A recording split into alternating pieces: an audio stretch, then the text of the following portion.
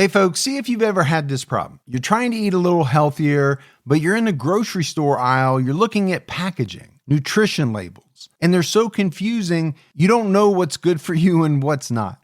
Well, this is why I love Thrive Market, my go-to online grocery store for getting all of my healthy essentials delivered, and I don't even have to leave my couch. Finding better options for the whole family is easy with Thrive Market's Healthy Swap Scanner. Just scan a product and it instantly recommends healthier swaps. This is how my wife and I found our new favorite snack, IQ bars. Sometimes I eat one in the morning with my coffee, sometimes just later on in between meals. They also have so many on-site filters that make it simple to shop by the needs of everyone in the family. Maybe you have someone who needs gluten-free food, somebody that has a peanut allergy. Well, no more scouring ingredient labels when you can just filter it all on Thrive Market. My wife and I often use the high protein filter to stock up on things like Sieti chips. Ready to make the switch? Go to thrivemarket.com/TCAT for 30% off your first order, plus a free $60 gift. That's THRIVE market.com/TCATT, thrivemarket.com/TCAT.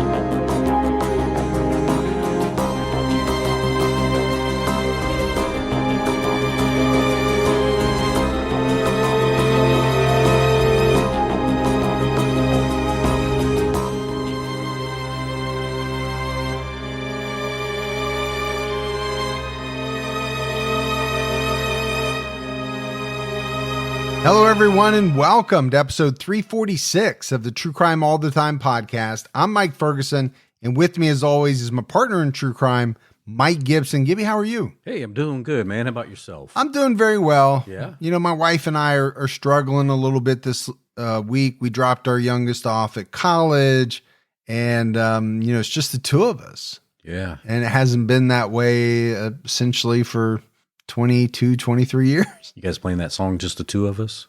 With candles and no, that hasn't happened yet, but I'll suggest it to her. Yeah, see how it goes.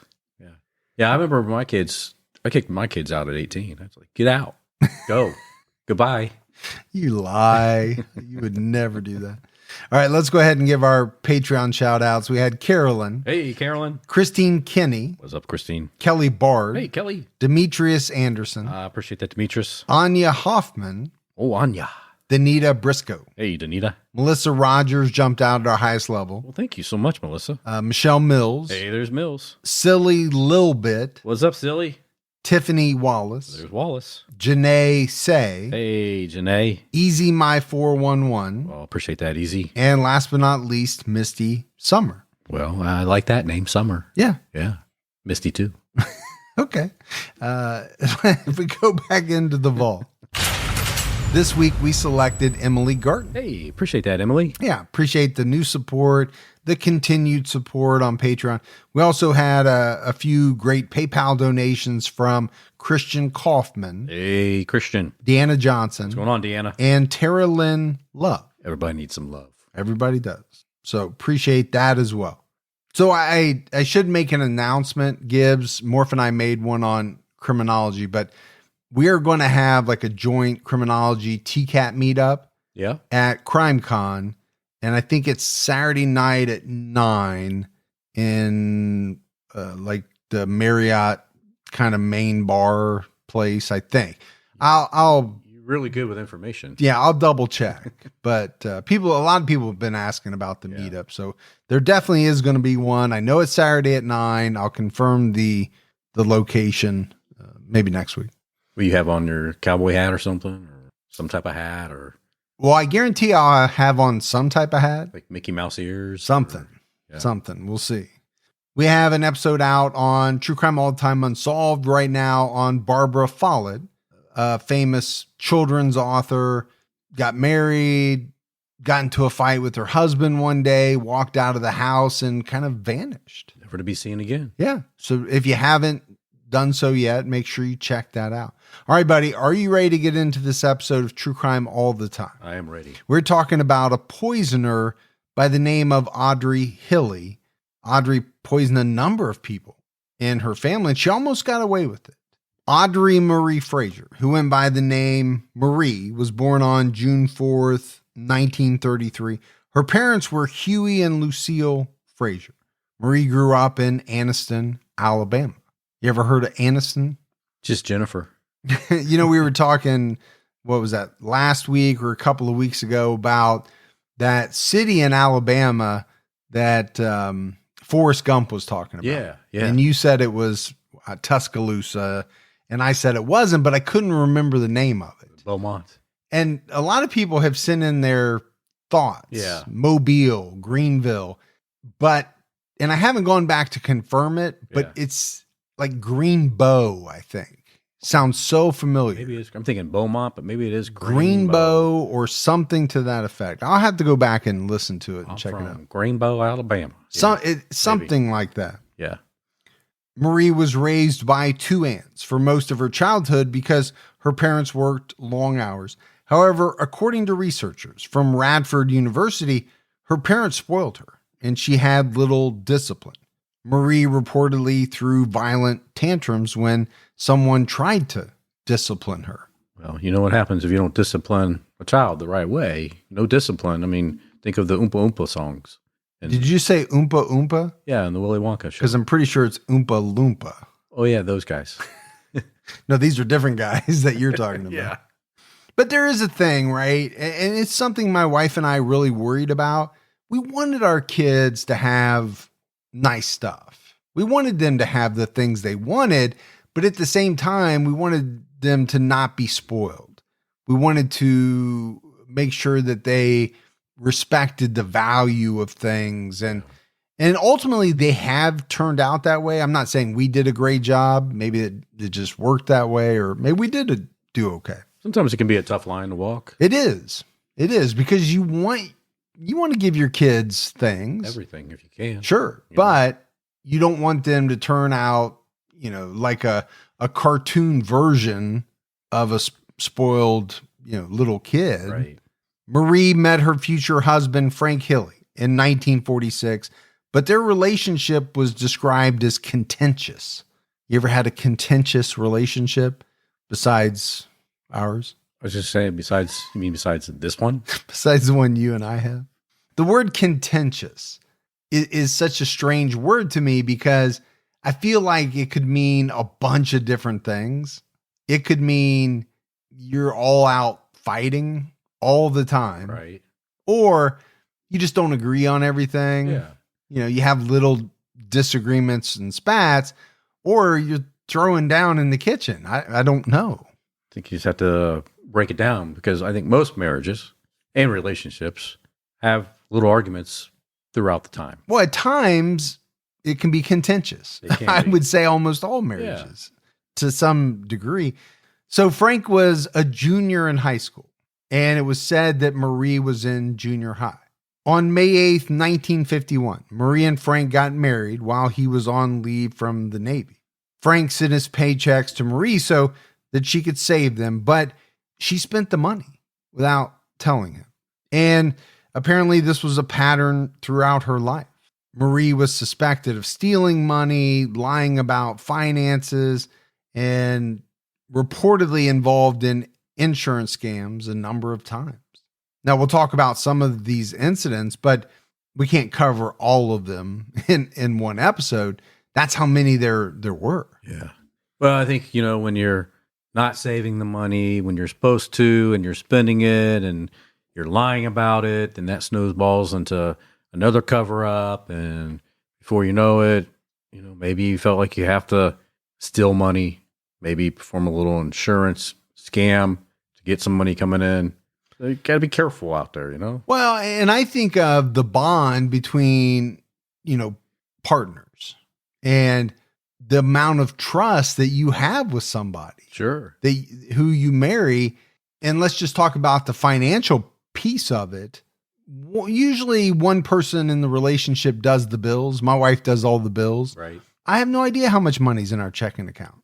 Could she technically squirrel it away and build a little nest egg? Not much of one, because we don't have all that much, but you know what I'm saying? It's like, I'm trusting her so much to make sure that the bills are paid. Right. We save a little bit of money. And now this guy is not home. So he's really trusting her. He's sending all of his paychecks to her. Oversight. No, there's no way he could have oversight. And it just sounds like she was a person who spend. I'll figure out how to get more money later. Yeah, I'll figure out how to put things back into the account before he comes home. In 1952, Marie moved to California to be with Frank, but when he was discharged from the Navy, they moved back to Anniston, Alabama. Marie described living in California as the happiest time in her life. And a lot of people do like living in California. Yeah, if you can afford. If you can afford to live there, yeah, depending on where it is. Upon her return to Alabama, Marie got a job as a secretary. Frank worked as a shipping clerk. Their son, Michael Hilley, was born on November 11th, 1952. Marie was 19 years old at the time. And we mentioned it. They started dating when she was in junior high. Yeah. So they got married.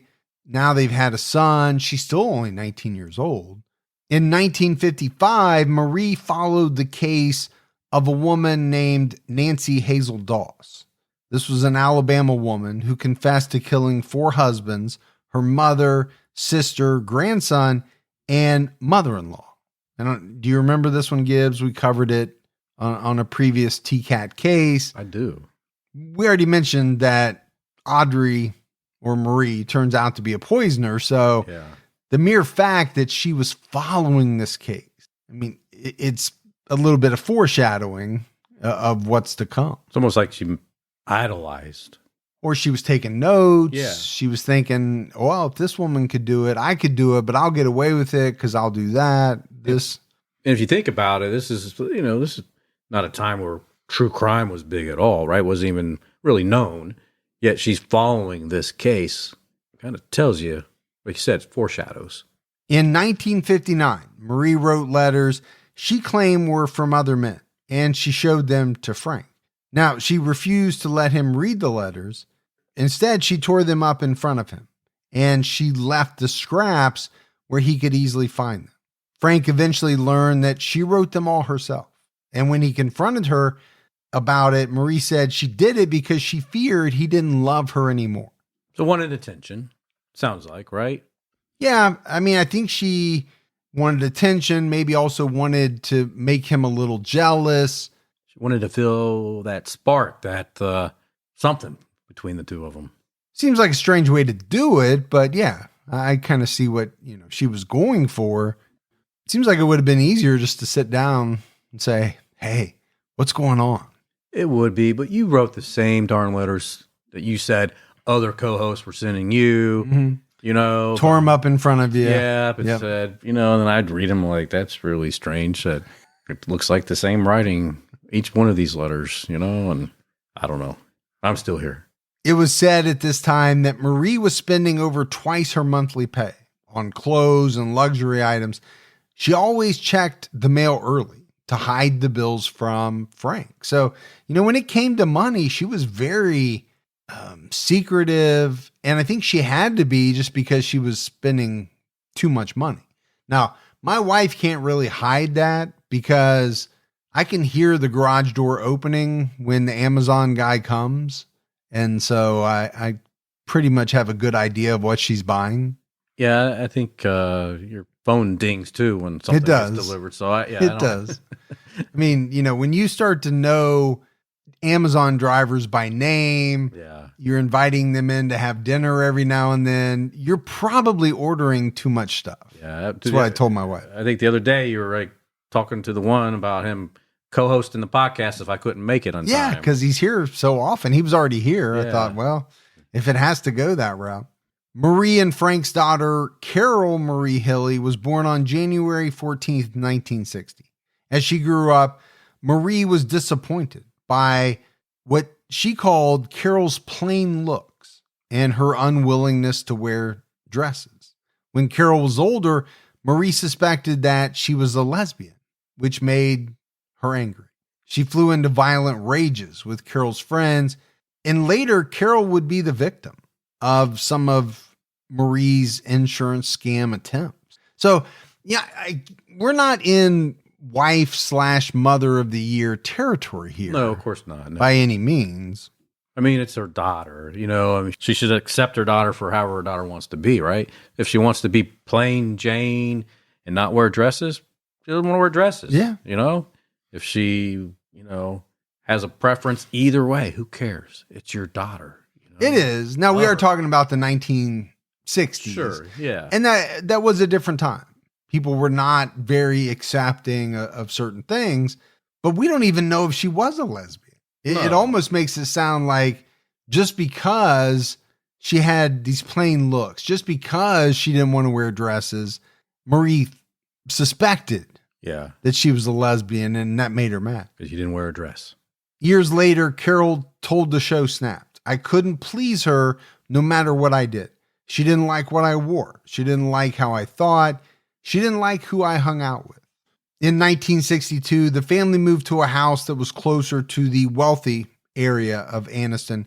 Marie wanted to have a high social status, so she started making contacts with prominent families in Anniston. I'm really getting the vibe here that, this was a woman who cared about appearance, status, what others saw. And maybe that was part of what made her upset about her daughter, not just because of what she thought, but what did other people think when they saw her? Yeah, she definitely was more concerned about what her and her family's appearance was to others. And we already know she was materialistic. Right. Kind of go hand in hand, don't they? They can. Yeah, definitely. Around this time, Marie's parents moved in with them. Marie's father died of cancer on December 11th, 1965. After her father's death, Marie suddenly asked to live with her sister-in-law, Frida Adcock, who once saw her leaving with a strange man and suspected she had an affair. Michael Hilley graduated high school in 1971. The next year, Marie purchased a $25,000 life insurance policy for him and listed herself as the sole beneficiary. Okay. Already very suspicious. Well, I think you'd have to be at this point. We've done a number of cases that involved murder for insurance proceeds. Anytime somebody is listed as the sole beneficiary, I think it's strange in these types of circumstances. She's got a husband. Should he be on there? I would think so. You would think so. Seems a little weird. But why are you taking an insurance policy out on your child, even at 18? Well, I think we're going to find out, right? Pretty soon. Marie likely started to poison Frank's food with arsenic around this same time period. Frank eventually became so sick that he couldn't work, but doctors were unable to diagnose him. On May 19th, 1975, Frank called Michael and said he needed to talk to him about something, but it was too important to speak about over the phone. They agreed to meet in Georgia the next weekend. At this point, Michael was living in Florida, but Marie was secretly listening to the conversation. And coincidentally, Frank's symptoms worsened after the phone call. Most likely ramped up the dosage. It's what it sounds like. Because why? She's afraid of what is going to be said in this conversation between Frank and her son. That would be my guess. That same day, Frank Hilley consulted Dr. Earl Jones about nausea and tenderness of the abdomen. He was diagnosed with a viral stomach ache, according to Hilley versus State. On May 22nd, Frank was prescribed medication in capsule form for stomach spasms. Marie told Frank's sister that he was prescribed medication via injection, and she was authorized to give the injections. So a conflict there, right? Yeah, and for me, this is just a long line of lies. She just does not seem to be capable of telling the truth. Maybe that's not the best way to put it. Maybe it's more like she lies when she feels as though it's beneficial to her. But we know it's a lie because he wasn't, given a set of needles to take home for somebody else to give him injections. He was prescribed medication in capsule form. On May 23rd, Frank Hilley was admitted to the regional medical center because his condition worsened. Lab studies indicated he was suffering from acute liver malfunction. Dr. Earl Jones then diagnosed him with infectious hepatitis. Carroll told Snapped his face, it was really ashy colored and his eyes were like really blood red. They took him on to the hospital and within a day or two, he was dead. Frank Hilley died on May 25th, 1975. Dr. Jones requested that Marie allow an autopsy due to the suddenness of his death.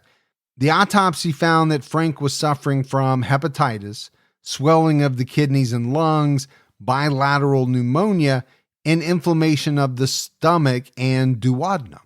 His cause of death was listed as infectious hepatitis. All right, he was suffering from a lot of different things. He was. Now, one thing that kind of jumped out at me was that she allowed the autopsy because in a lot of poisoning cases that you and I have done over the years, that's kind of something you see quite a bit. No, I don't want an autopsy done. And then invariably the body is cremated fairly quickly. Right. But that's not what happened here. She obviously must have consented to the autopsy. Why?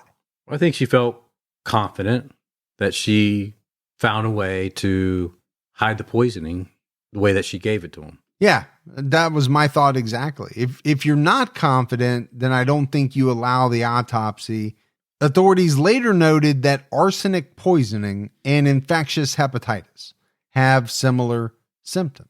After Frank died, Marie received $31,140 in life insurance money. She purchased a car, a motorcycle, and furniture for her entire house. Because, when you're grieving, that's what you want to do. There's nothing that takes the pain away like a motorcycle. Exactly. Well, and that new Lazy Boy sofa that you can sit on and weep your tears. So $31,000 in 1975. What would that be today? We haven't done a little calculator in a while, so beep, boop, beep, boop, beep, boop, boop. Yeah, that'd be 80,000. I think you're way off. I think you're losing it. Have I lost it? I don't know. I feel like it has to be a lot more than that. If you were making $31,000 in 1975, wouldn't that have been a really, really good salary? Yeah. I don't know. Let's go with... You're probably right on. I don't want to sway you. If you had to sway me, I'd push it to maybe 102. Okay. Very specific, but it is. I really have no idea, but for some reason it seemed low to me. You could be absolutely right. But this is, another thing that doesn't seem to, really make a person look all that great. No. Well, you get this insurance money right away and you're like, okay, I'm going on a spending spree. Now, could that be something that a very innocent person does because they're grieving? Yeah, I guess it could be. Could be, but come on, you come over to bring a lasagna over to her and you're at the door. She's like, oh, excuse me, can you step out of the way? They're bringing in my new couch. I thought the motorcycle was the really interesting one. Yeah. Oh, by the way, when you walk back to your car, don't scratch my motorcycle or my new car. Don't let allergy season slow you down. Get common allergy meds for as little as $15 with GoodRx. So you and your family, pets included, can stop allergy symptoms before they start. GoodRx is free and easy to use. Just search for your prescription on the website or the app, compare prices, and get a free coupon to show your pharmacist. Save at over 70,000 local pharmacies nationwide, including Walmart, Walgreens, CVS, Publix, Kroger, and many more. Check GoodRx before every trip to the pharmacy to save up to 80% on both brand and generic medications. And did you know GoodRx rewards you for saving money too? Join GoodRx Rewards today and earn points every time you use a coupon. Remember, GoodRx is not insurance, but works whether you have insurance or not. And it could be your insurance copay price. I've been using GoodRx for years, and I can't tell you how many times I have saved money even with my insurance. Stop allergies before they start and save big on allergy medications this season with GoodRx. Go to goodrx.com/TCAT. That's goodrx.com/TCATT. You know, once the temps start rising, I realized I was back in the same worn out rotation. Same tank, same shorts, same everything. So I gave my daily uniform an upgrade with Quince. Their pieces are easy, elevated, and somehow make me feel more put together without even trying. Like they're 100% European linen shorts and dresses from $30. Luxe swimwear, Italian leather platform sandals, and so much more. The best part, everything with Quince is priced 50 to 80% less than what you'd find at similar brands. By working directly with top artisans and cutting out the middleman, Quince gives you luxury without the markup. And Quince only works with factories that use safe, ethical, and responsible manufacturing practices and premium fabrics and finishes. I'm getting ready to stock up on shorts for summer from Quince, and I know they're going to be amazing because everything I've ordered has been of the highest quality, and the prices are amazing. Treat your closet to a little summer glow up with Quince. Go to quince.com/TCAT for free shipping on your order and 365-day returns. That's QUINCE.com/TCATT to get free shipping and 365-day returns. Quince.com/TCAT. Want to pull off the season's freshest trends? You just need the right shoes. That's where Designer Shoe Warehouse comes in. Loving wide leg jeans? Pair them with sleek, low-profile sneakers. Obsessed with the sheer trend? Try it with mesh flats. Feeling boho? Comfy sandals nail the whole free-spirited thing. Find on-trend shoes from the brands you love, like Birkenstock, Nike, Adidas, and more at DSW. In 1976, Michael and his wife Terry moved back in with Marie to take care of Lucille, Marie's elderly mother, because by this point, Lucille had become sick.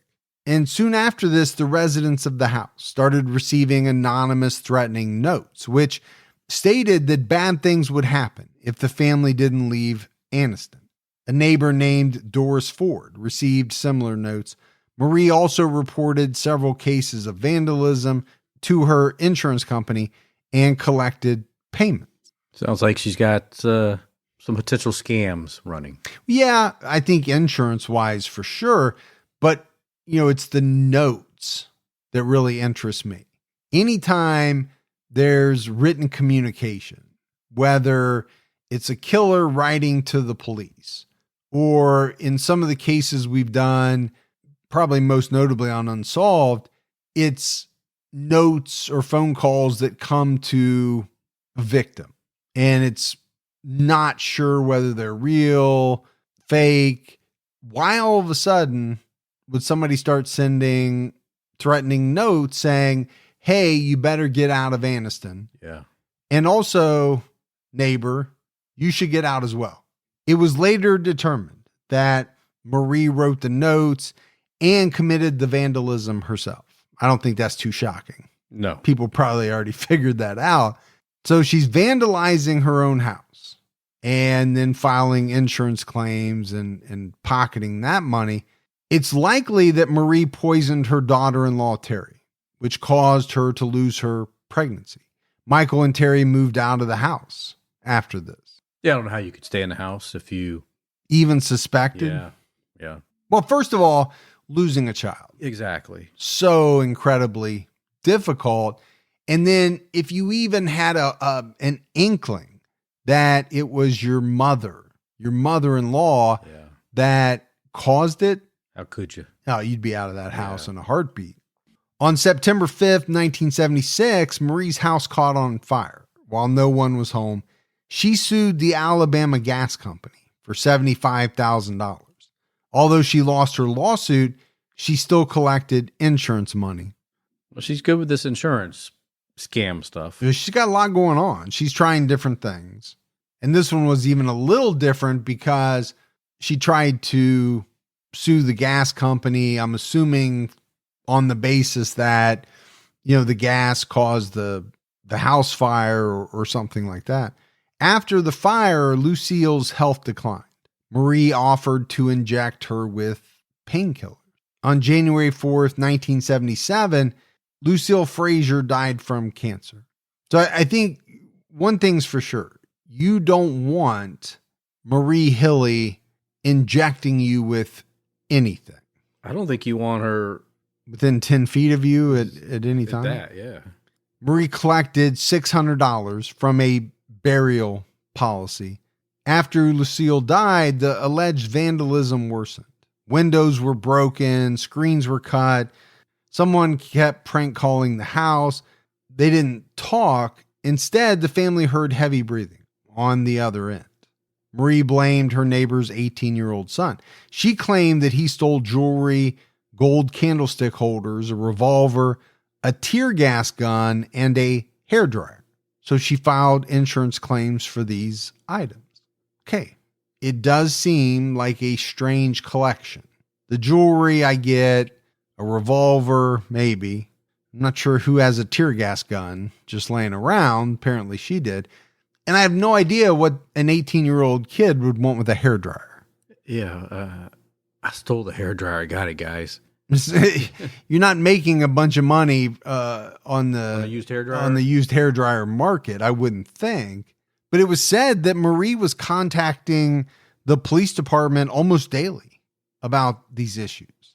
They traced her phone line, and it showed that at least one call came from a phone booth across the street from her house. Gee, I wonder who that was. Yeah. I mean, I think we all know who it's going to end up being. According to researchers from Radford University, during this time, Marie started bringing detectives baked goods laced with different doses of arsenic. She's such a nice lady. She brings these baked goods into us, and they taste so good. Because we're checking out, all these bad things that are happening to her house. But how ludicrous is this? Now, it's one thing to try to poison family members where you're going to gain money. Yeah. It's a terrible thing. But now you're trying to poison detectives. What is there to gain?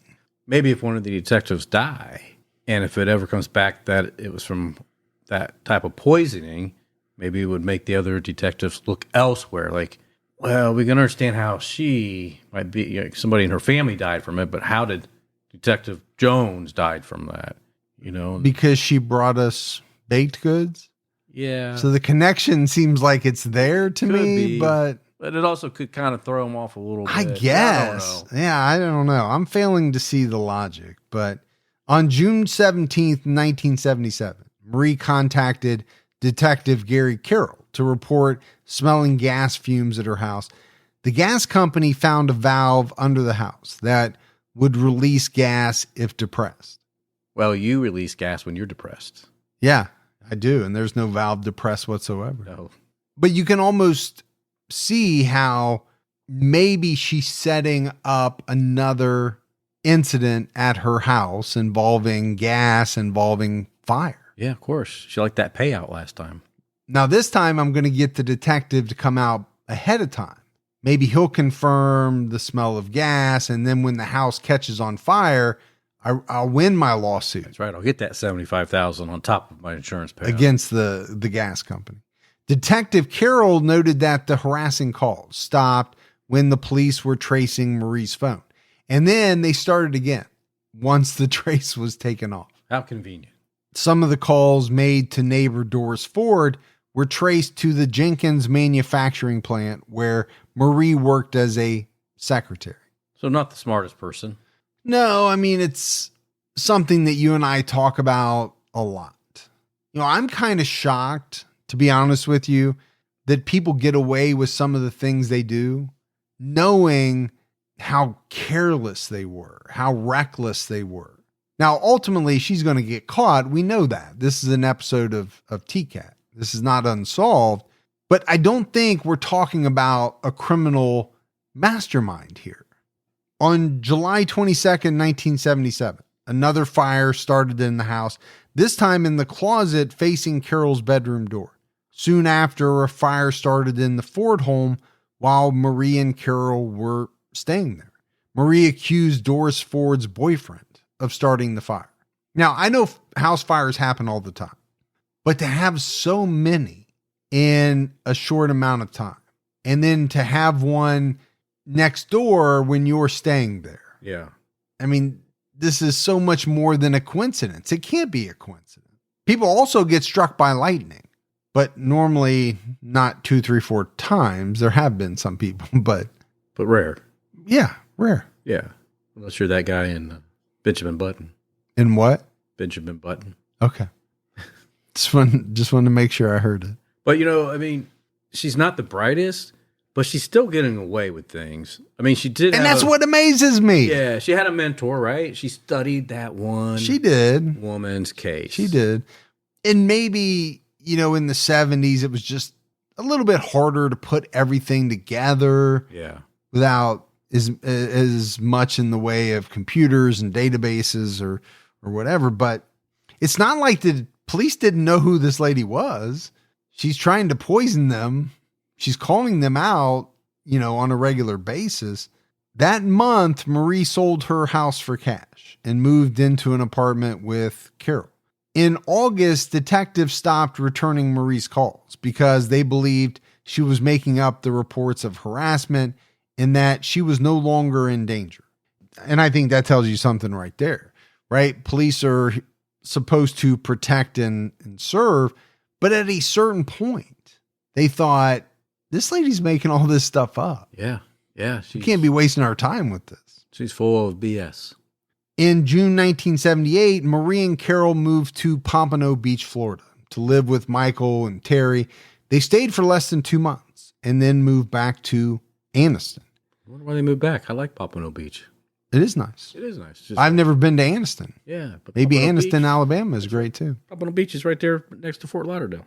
Michael later reported that Marie was obsessed with his newborn son, Joshua. And he said he feared his mother would steal the baby and disappear. I think that's a legitimate fear to have with his mom.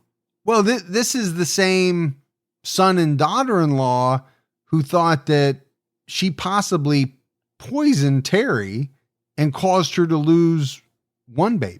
So, yeah, I could see, I'm surprised they even let them move in with them. Marie and Carol moved in with her mother-in-law, Carrie Hilley. Carrie agreed to split the bills, but Marie kept Carrie's money for herself, and then she just hid the overdue bills. I don't know how she keeps these same games going, though, because eventually it's going to come down to, hey, why isn't the light turning on when you're hitting the switch, right? Or you're going to get a notice that you're overdue, and this is a scam that, like you said, you just can't keep going forever. And maybe this is part of the reason why she's moving around so much and hopping from living with this person to that person. Oddly, Marie insisted on sleeping on the living room couch with a crowbar and handgun within easy reach. She left in the evenings and returned at night with rolls of $100 bills. Okay, that's strange.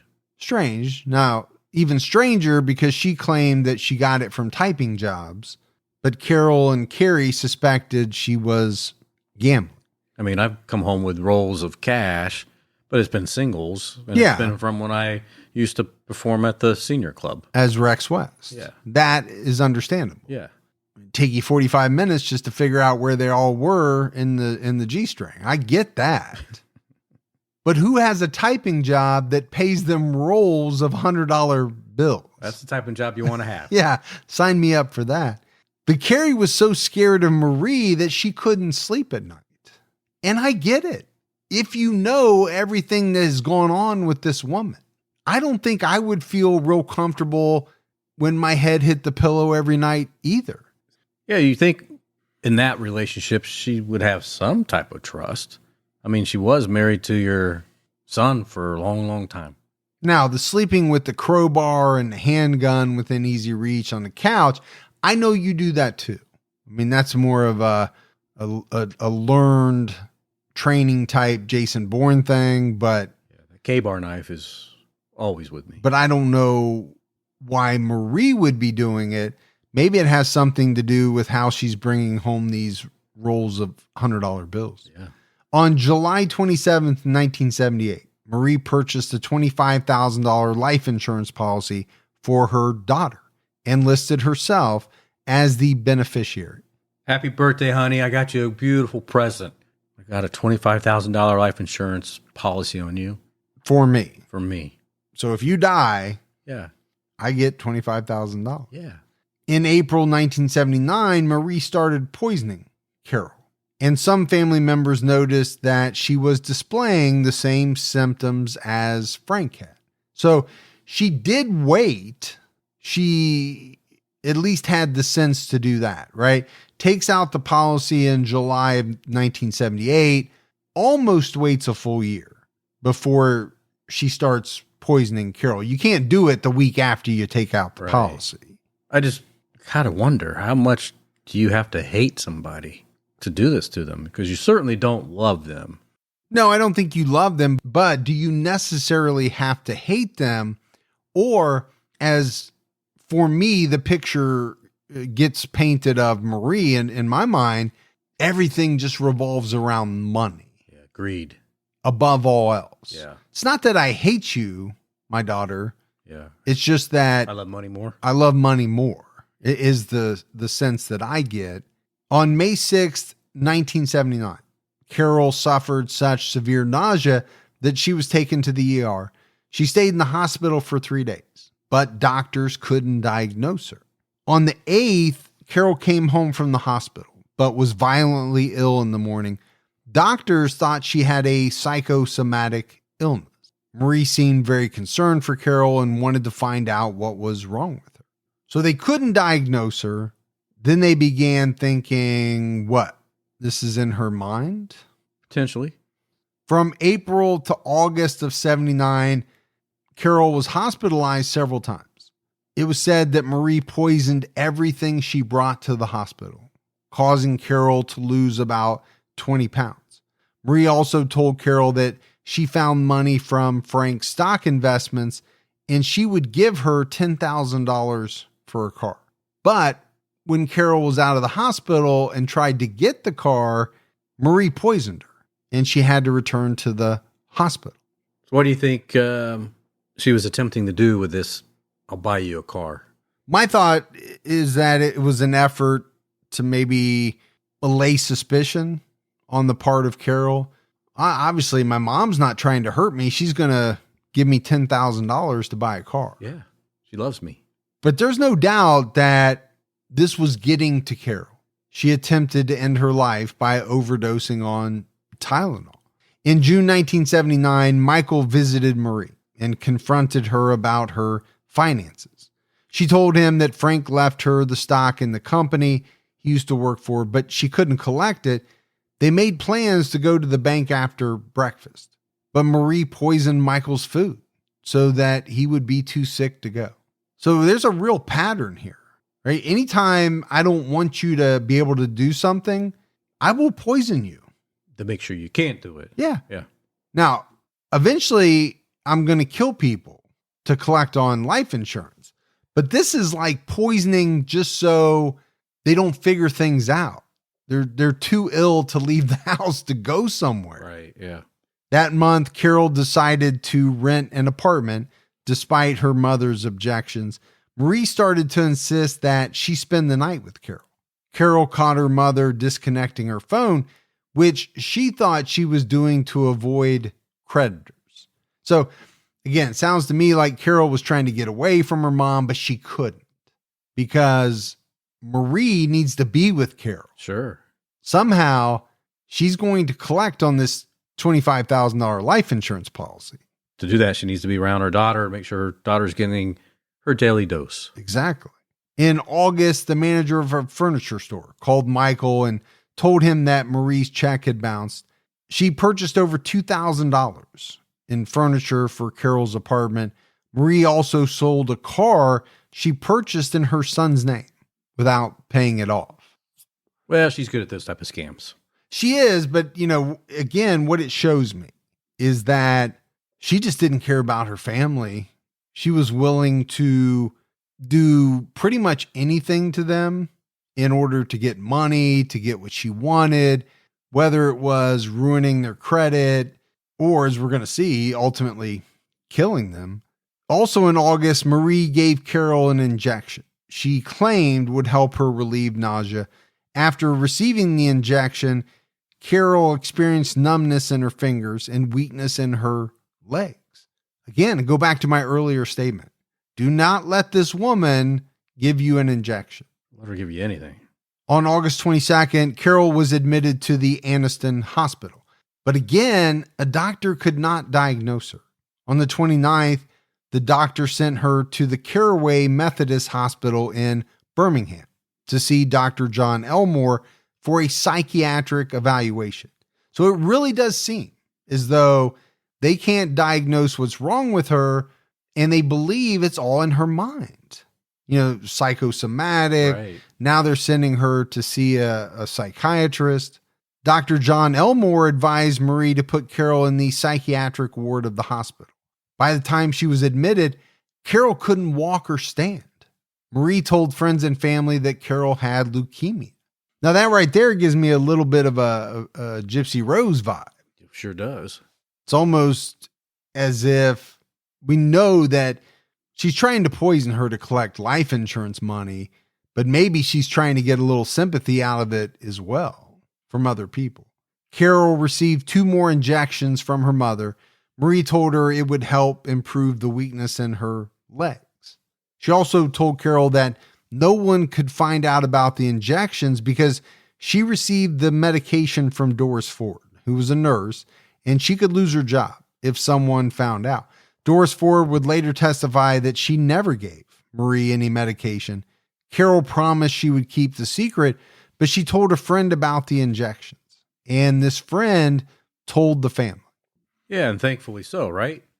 Yeah, I mean, we said, oh, you don't want this woman giving you any type of injection. But I think the thing that we can't forget about is that this is her mother.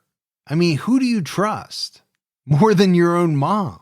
Well, that's it. If you can't depend on your mom to be there, to take care of you, not to harm you. Who can you, Yeah, right? Exactly.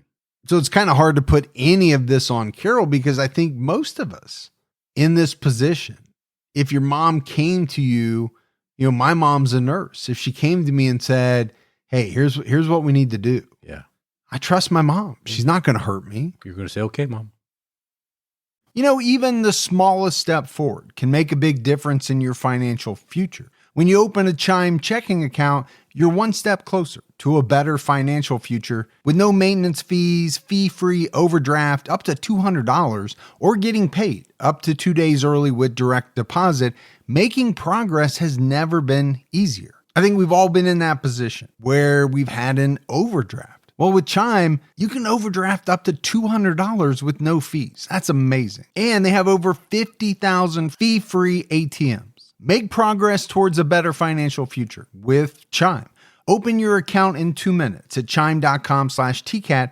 That's chime.com/TCATT. Chime feels like progress. Banking services and debit card provided by the Bancorp Bank N.A. or Stride Bank N.A., members FDIC. Spot me eligibility requirements and overdraft limits apply. Fees apply at out-of-network ATMs. MyPay eligibility requirements apply. Credit limits range from $20 to $500. $2 fee applies to get funds instantly. Crime checking account required. Go to chime.com/disclosures for details.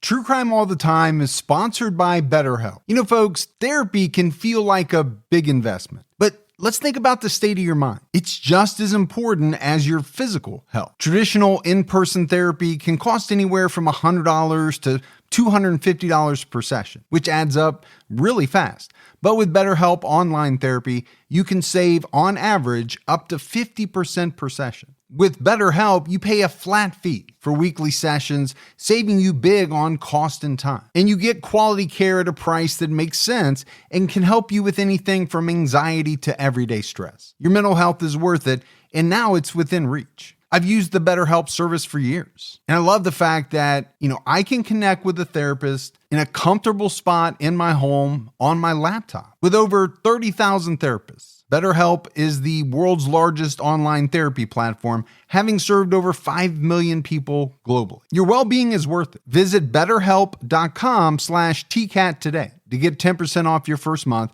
That's BetterHelp, HELP.com/TCATT. Hey, listeners, it's Leon Nafok. I'm here to tell you about a brand new series from me and Prologue Projects, an Audible original series called Final Thoughts, Jerry Springer, the story of a television show that changed the world and the man who gave it his name. But did you know that before the Jerry Springer Show made him notorious all over the world, Springer was something else entirely? A respected Midwestern politician, the progressive mayor of a major Rust Belt city, a man many saw as a future leader in Democratic politics. How did this idealistic rising star, with his lofty political ambitions, take a turn in such a radically different direction? You can find the whole series available now on Audible. Just search for Final Thoughts, Jerry Springer on the Audible app, or go to audible.com/Springer. Michael Hilley called the hospital. The staff informed him they did not authorize Marie to inject Carol, so she was banned from visiting, which obviously is a good thing. Michael also contacted the Anniston Police Department, and he was informed that his mom was under investigation for writing bad checks. Well, she was doing more than just writing bad checks. Yeah, I think that's all they knew about, right, at this point in time. On September 18th, Dr. Elmore informed Marie that he suspected Carol was sick from heavy metal poisoning. She checked Carol out of the medical center against the advice of doctors. And that sounds to me like she thought they're getting close to figuring out what I'm doing. I better get my daughter the heck out of here. Marie told Carol they were going back to Anniston. Carol reminded her mother they didn't have a car. Marie told her she bought a car and the seller was going to pick them up.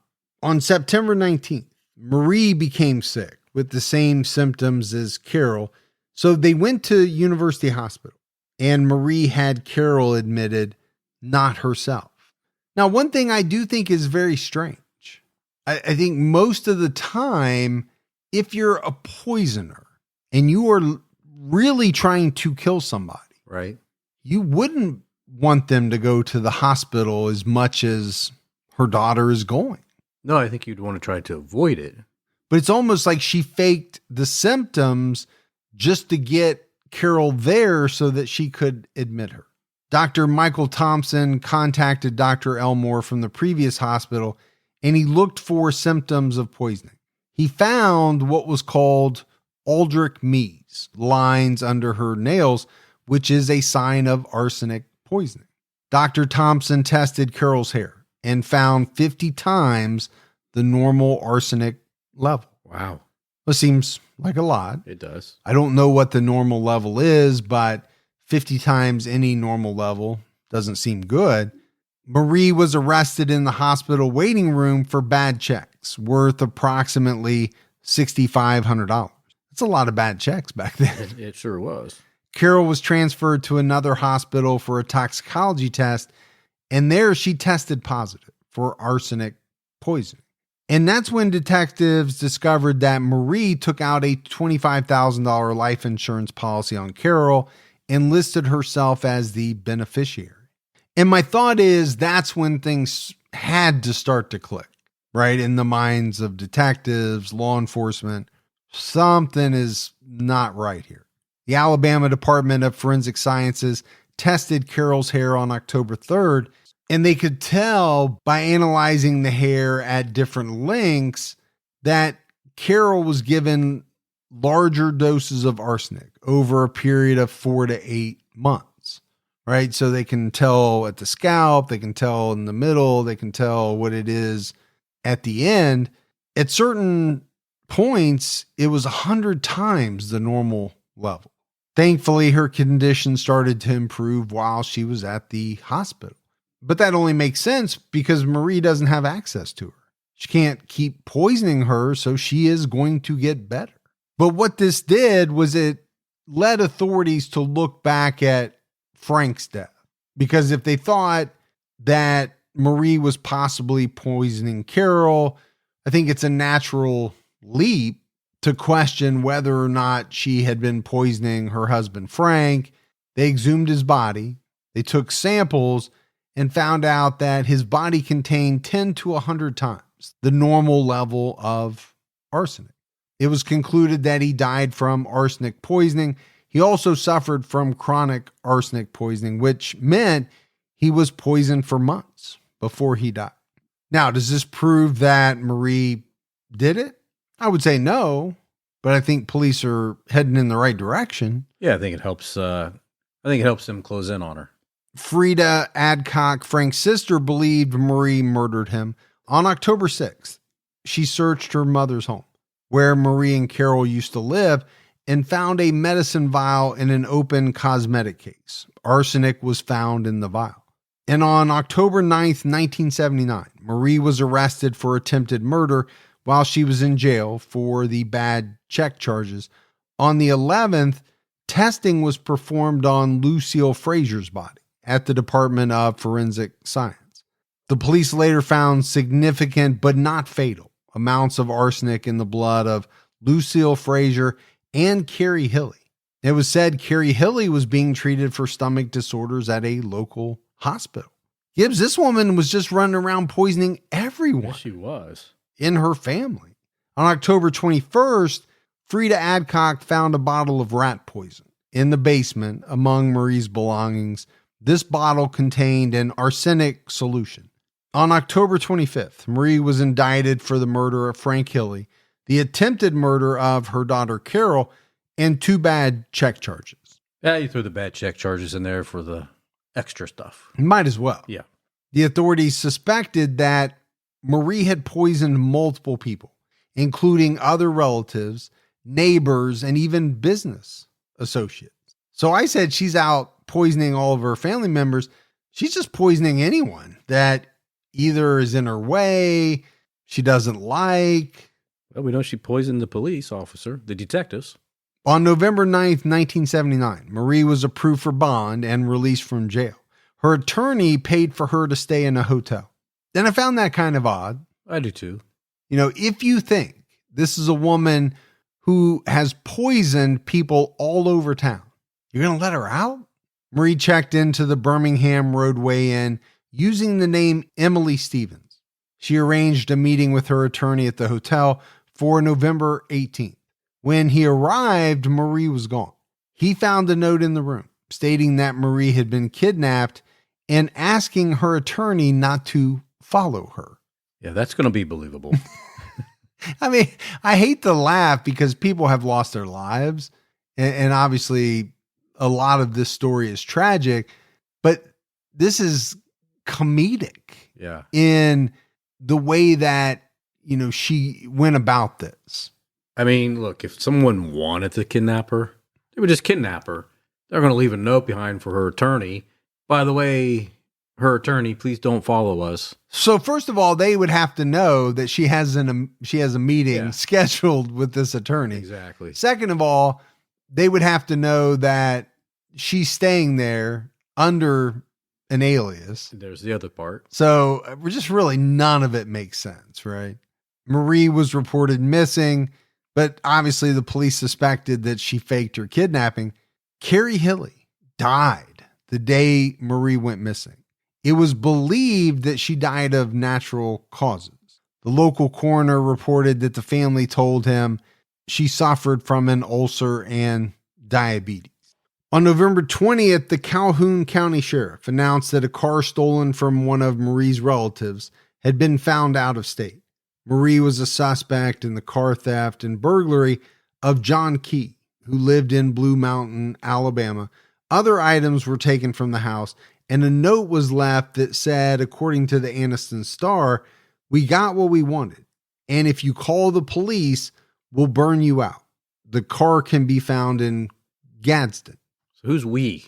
I don't know. When you write ransom notes, when you write these types of notes, you always say we, right? Even if you're only one person. Right.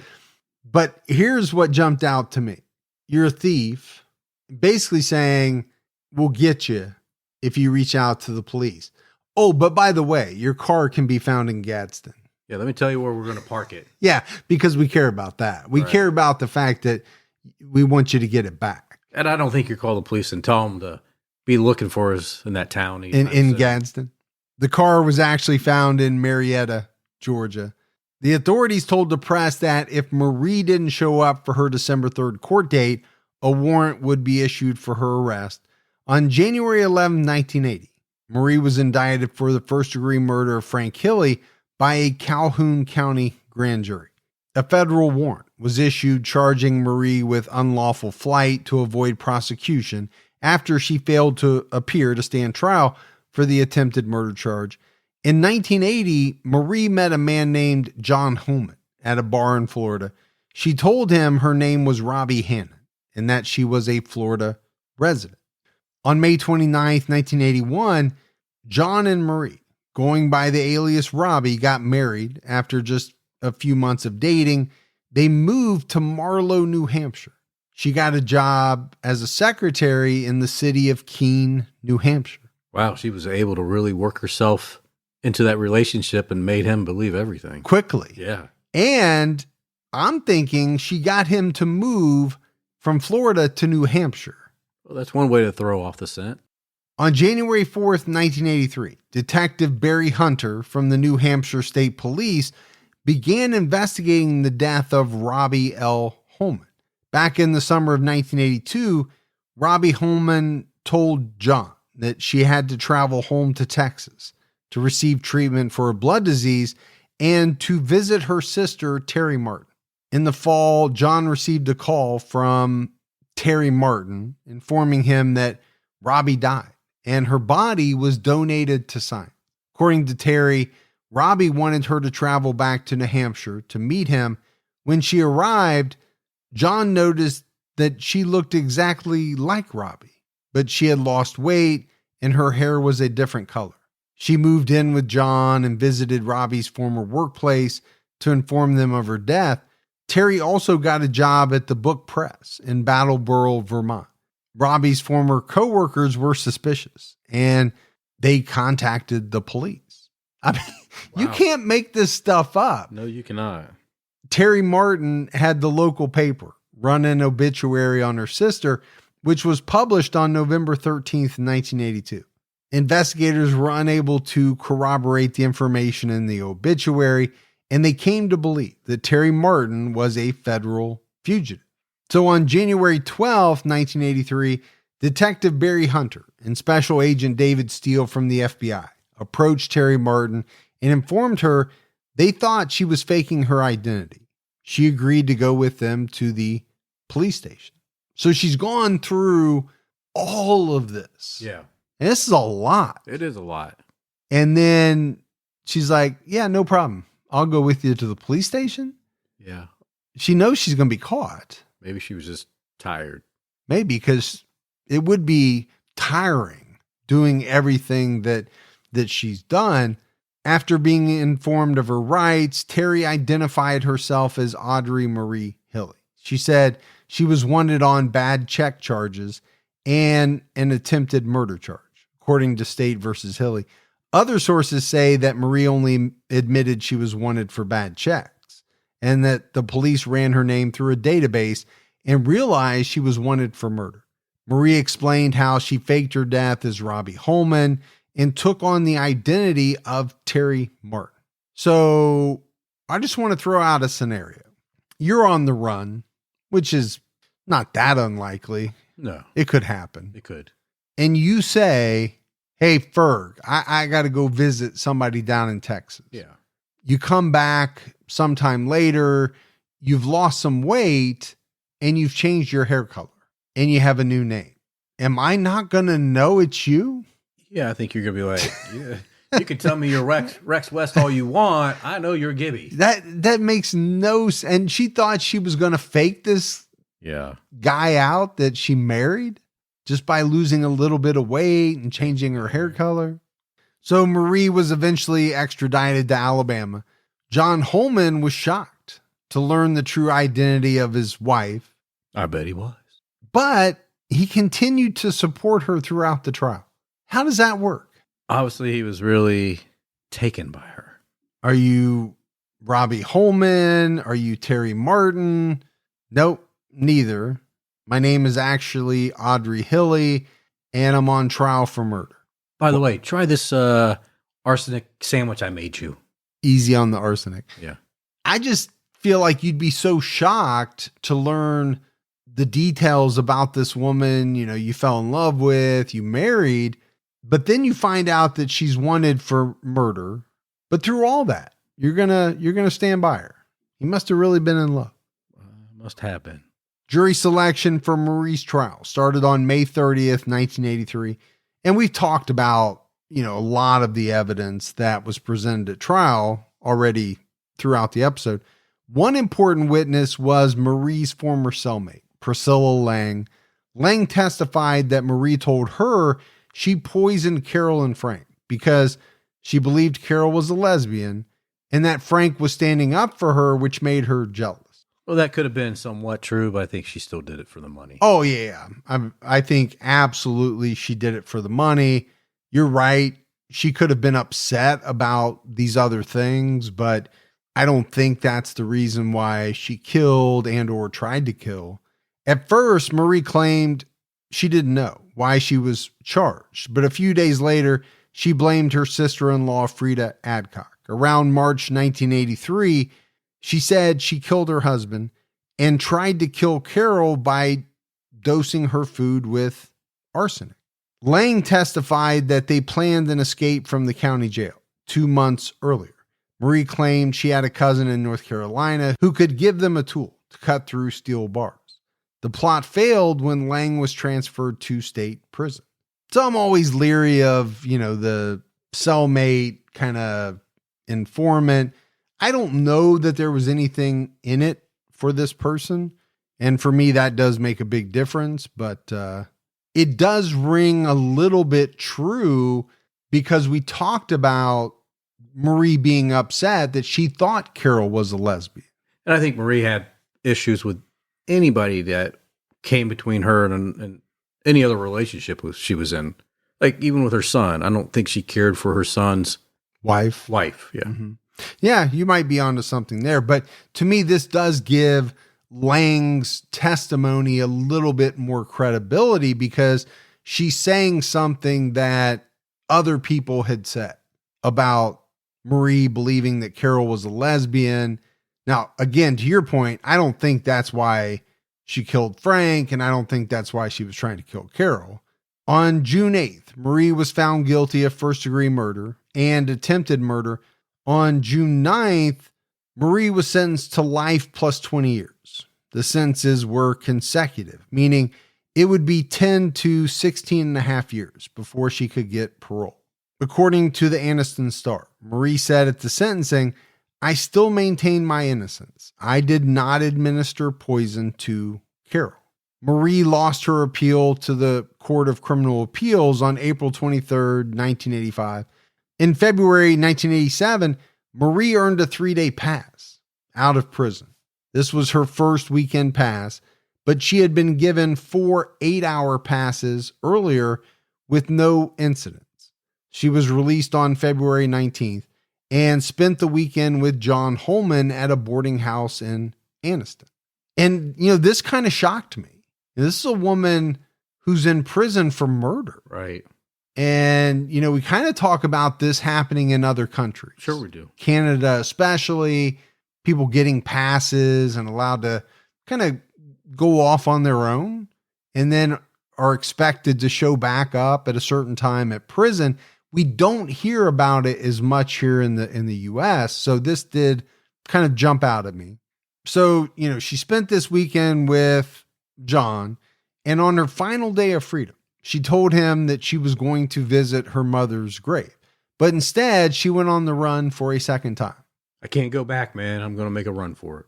And it's part of why I don't understand the pass scenario. Especially when people have the type of track record. Yeah. It's like, and the charge that they're in for. I mean, Exactly. She's not in for insider trading. No. Or tax evasion or something that is criminal but not deadly.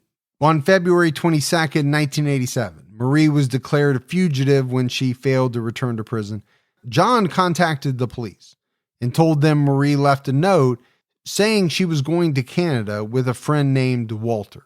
Well, first of all, you can't believe any of her notes. Yeah, her notes are notorious for not being any good.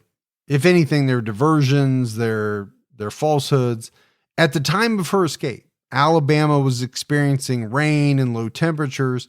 On February 26, 1987, Marie was found on the porch of a home in Blue Mountain, Alabama, north of Anniston. Around 1:30 p.m. on February 26th, a woman named Sue Craft was driving home when she saw someone sprawled out on Barbara Thomason's back porch. The Thomasons were not home at that time. It looked like the woman was trying to grab the door handle. Sue thought someone was breaking into the house, but later realized the woman was trying to get out of the rain. A woman named Janice Hines was sewing when Sue Craft approached and asked her for help. They found Marie slumped on the porch. Janice asked the woman for her name, and Marie told her Sellers. She said her car broke down further down the road. She walked and crawled to get to the house. The women called the police and waited with Marie. So it sounds like because of the rain and the low temperatures, she was in a bad way. Yeah, exposure. It being out in the elements, and she just wasn't doing well at all. I mean, it is February, and I know it can get cold in Alabama, but I would think more often than not, you might be able to make it. But if you're experiencing low temperatures and rain on top of that, right? Yeah. Cold rain, you're not an experienced survivalist. You don't have anything with you. No. You're going to struggle. Yeah, I've heard that can be kind of agonizing, the pain from hypothermia. Oh, I'm sure it can. But that's okay. I'm sure the victims that she had poisoned had to deal with that type of pain. Even worse type of pain, Yeah. I would say. But it seems to me as though, she's lying obviously about her name, and she doesn't want the police to find her, but what can she do? Officer Billy Lett arrived on the scene and called an ambulance. At first, he thought the woman was just drunk, but then he realized she was wearing the clothes Marie Hilley was wearing when she escaped. Fingerprints confirmed her identity. So, here's a police officer who was paying attention. I'm sure this bulletin went out. He read it. He remembered it. Marie was in such poor condition that she died before she arrived at the hospital. She was 53 years old. So I think that just underscores, how bad her situation really was. Now, authorities had no reason to suspect foul play. The official cause of death was hypothermia. So you hit that nail on the head. Bruises and scrapes indicated that Marie was crawling in a wooded area before she found the house. Audrey Marie Hilley lied to and stole from her family and friends throughout her entire life. And I think, when you look at what she did, the acts she committed, she used poison as a way to control the people closest to her. And no doubt she was willing to kill members of her own family in order to obtain life insurance payouts, although she was only convicted of poisoning Frank and Carol Hilley. It is suspected that she poisoned a number of other family members. We mentioned it, right? Neighbors, associates. Right. We don't know how many people. She was a habitual poisoner. Yeah. She could have poisoned 10, 20, 30, 50. We don't have any idea. But to me, she was just one very, very greedy person. Yeah. That's all it had to be. Greed. And I want to go back to something we talked about very early on, right? It was said that her parents spoiled her. She had very little discipline. Now, I'm not blaming her parents for what she ultimately did, but it does seem as though she never grew out of that. She was spoiled her whole life, or she wanted to be spoiled.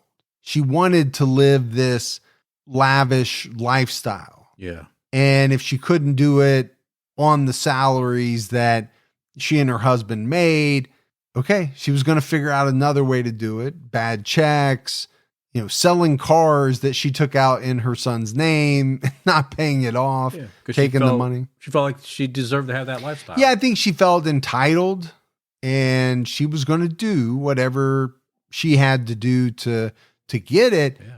And there have been a lot of people who have lived their lives like that, but to do it to your own family, It's another level. it is. There's an added element to it that you're willing to kill your husband. You're willing to kill your daughter. I think she tried to kill her daughter-in-law, Yeah. possibly her mother. Although it said she died from cancer, they did find higher than normal levels of arsenic in her as well. So Now you know why I carry around my food testing kit, and I test everything before I eat it or drink it. I know it bugs you. And It everybody does. else that hangs around with me. because we have to wait Yeah. for you to get done with your testing, It's a 15-minute wait period. or we're bad hosts Yeah. if we start eating before. But so far, it's worked out well for you, I guess. So far. But she was one nasty individual. Yeah, she really was. To do that to your own family. Yeah, and Anybody is bad, but your own family, come on. I go back to us talking about, you should be able to trust your mom. If you can't trust your mom, who can you trust? Now, I know not everybody has maybe a great relationship with their mom, but I think more people do than not. Yeah, generally. Generally, I mean, You'd always be able to trust your parents. yes, your mom brought you into this world. Who loves you more than your mom? In for the most part. Yeah. Not everything I say applies to everyone. I get that. But that's it for our episode on Audrey Marie Hilley. We got some voicemails, Gibbs. You want to check those out? Let's hear them. Hello there, True Crime All the Time. This is Kathy out here in El Paso, Texas. I just want to say that I have recently discovered T-Cat and T-Cat Unsolved, and I am just having a ball going through these episodes.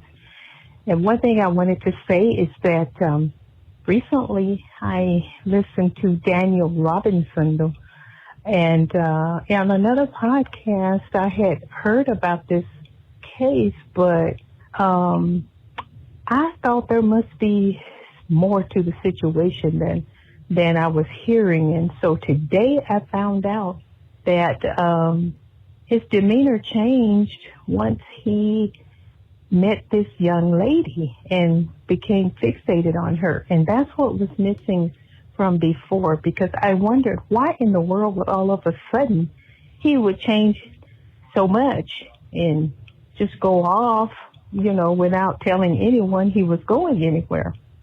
So I want to say thanks to you guys. Great job. I love the chemistry between you and Gibby, and I want to say that keep up the good work and keep your own time ticking. Man, I love when new listeners find us. Yeah, no, that's a great thing. And you and I try to do our very best to give as many details as we can to try to make the story make sense. Do we leave some things out? Sure. Do we miss things? I'm sure we do.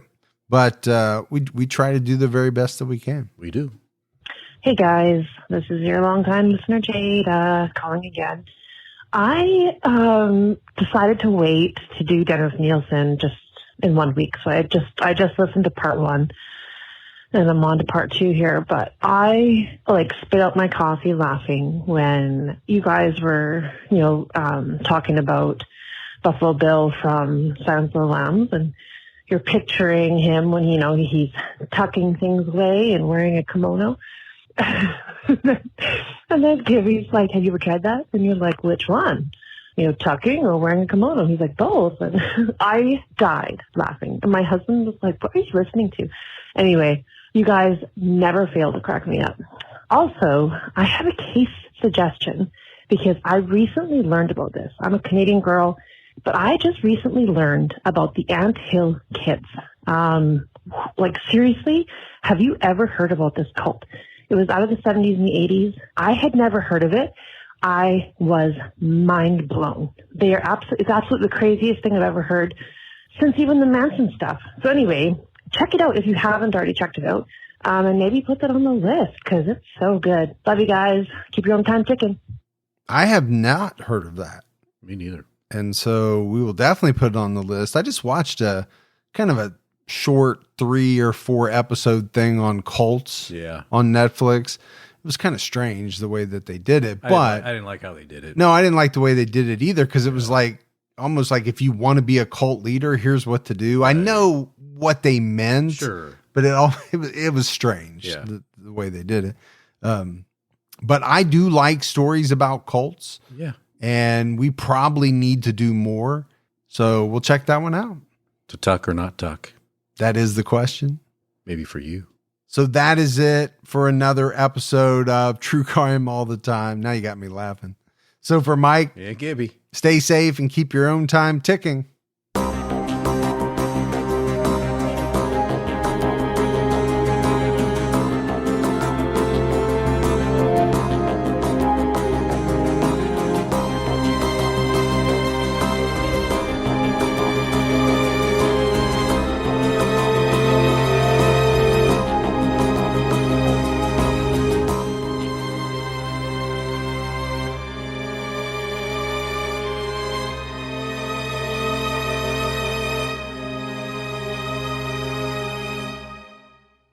At the turn of the 20th century, rapid industrialization, urbanization, and political corruption were ravaging America. But soon, President Theodore Roosevelt and a diverse group of reformers known as progressives would fight back. Hi, I'm Lindsey Graham, the host of Wondery's podcast, American History Tellers. We take you to the events, times, and people that shaped America and Americans, our values, our struggles, and our dreams. In our latest series, we explore the Progressive Era, which came to be defined by Teddy Roosevelt and others who believed in a strong, active government that worked on behalf of all Americans rather than the privileged few. As the United States entered the 20th century, these progressives hoped to steer the nation in a bold new direction, to launch an era of reform to restore power to the people. Follow American History Tellers on the Wondery app or wherever you get your podcasts. Experience all episodes ad-free and be the first to binge the newest season only on Wondery Plus. Join Wondery Plus in the Wondery app, Apple Podcasts, or Spotify. Start your free trial today.